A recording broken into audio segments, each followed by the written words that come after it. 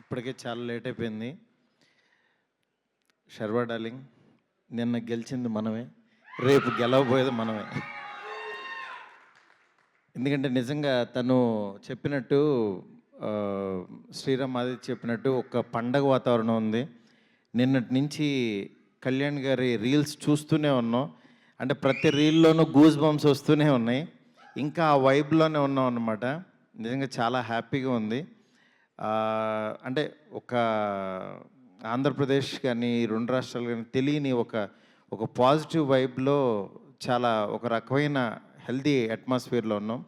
డెఫినెట్గా ఎల్లుండి ఈ సినిమా అదే కంటిన్యూ అవుతూ నిజంగా ఫ్యామిలీస్ అందరికీ వెళ్ళి ఎంటర్టైన్ చేస్తుంది అనడంలో డౌట్ లేదు. ఎందుకంటే శర్వాని చాలా రోజుల తర్వాత మళ్ళీ నాకు నా మహానుభావుడు మహానుభావుడులో ఎంత ఫ్రెష్గా అనిపించాడో మళ్ళీ ఈ సినిమాలో చూస్తుంటే అంత పాజిటివ్ వైబ్ ఉంది. తనతో అంటున్నాను, నిజంగా డ్రెస్సులు కానీ అది కానీ ఇంకా ఇంకా ఇంకా యంగ్ అయిపోతున్నాడు రోజు రోజుకి.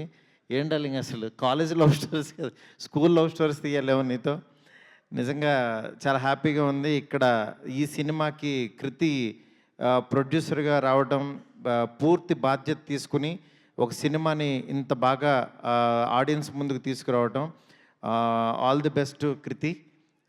నిజంగా అలాంటి ఫాదర్ ఉండటం గ్రేట్ నాన్న.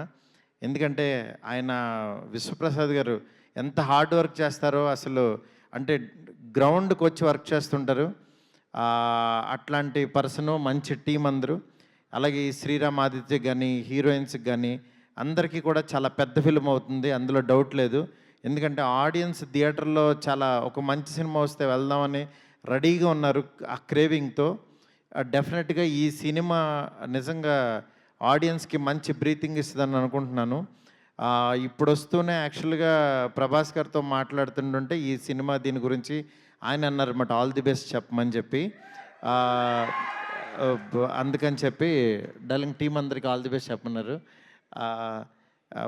నిజంగా ఈ సినిమా బాగా ఆడాలని చెప్పి మనస్ఫూర్తిగా కోరుకుంటున్నాను. All the best to entire team. Thank you. Thank you Maruthi గారు.